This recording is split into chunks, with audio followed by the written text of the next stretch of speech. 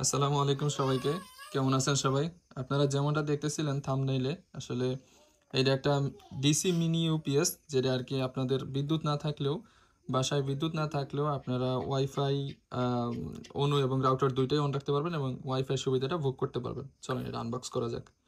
এটা হচ্ছে মার্সরিভা ব্র্যান্ডের একটা স্মার্ট মিনি ডিসি ইউপিএস। এটাতে লেখাই আছে এটার ক্যাপাসিটি হচ্ছে 29.6 এম্পিয়ার এবং এটার আউটপুট টোটালি আপনারা পাবেন 18 ওয়াটস।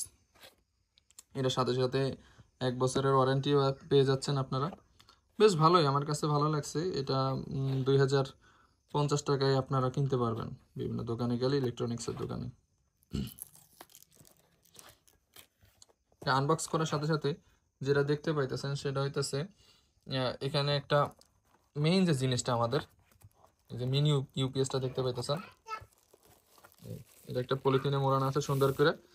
এটা হচ্ছে আমাদের মেইন জিনিস। এটাতে অন করার এই সাইডে বাটন আছে এবং এই জায়গায় পোর্ট আছে। এই জায়গায় পোর্টগুলো আমরা যদি দেখতে চাই, এই জায়গায় হচ্ছে ডিসি আউটপুট, সবগুলোই ডিসি। এই জায়গায় 12 ভোল্ট, 12 ভোল্ট, 9 ভোল্ট। মেইনলি এই জিনিসটা তাদের জন্য কাজে লাগবে যাদের আর রাউটারের, বলতে গেলে রাউটারটা হচ্ছে 12 ভোল্টের। অনেকের রাউটার থাকে 9 ভোল্টের এবং অনু থাকে 12 ভোল্টের সবসময়। কিন্তু আমার যেটা হচ্ছে সেটা হইতেছে আমার রাউটারটা 12 ভোল্টের এবং আমার অনুও 12 ভোল্টের। সেই ক্ষেত্রে আমার জন্য এটা খুবই কাজে দেবে। দেখতে পাইতেছেন এই জায়গায় দুইটাই 12 ভোল্টের লাইন দেওয়া আছে এবং একটা হচ্ছে 9 ভোল্ট। আর পাশাপাশি এই জায়গা হচ্ছে এই দুইটাও আউটপুট ডিসির। এটা হচ্ছে 5 ভোল্ট আর এটা হচ্ছে ইউএসবি 5 ভোল্ট। পাশাপাশি এটা হচ্ছে আপনাদের চার্জিং লাইন। তো এই ছিল এটার ভিতরে মেইন জিনিসগুলো। আর এইখানে হচ্ছে পাওয়ার বাটন, এটা চাপ দিলে পাওয়ার অন হয়।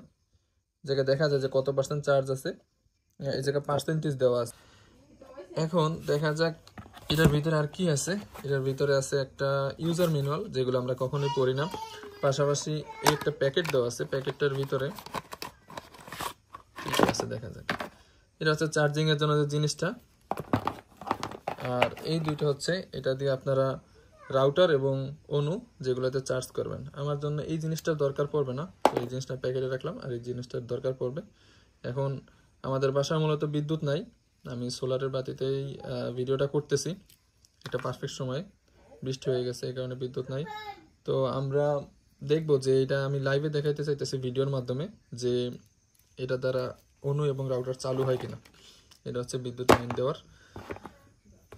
ঠিক আছে, চলেন দেখা যাক। এখন দেখতে পাইতেছেন যে আমাদের বাসায় বিদ্যুৎ নাই।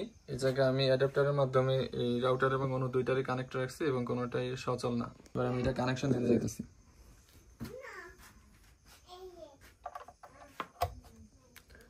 12 ভোল্টের আমার দুটোটা যন্ত্রই 12 ভোল্টের, এই কারণে আমি দুইটাই 12 ভোল্ট লাগাই দিলাম। তো এটা খুলে ফেলি এবং অনুটার খুলে ফেলি।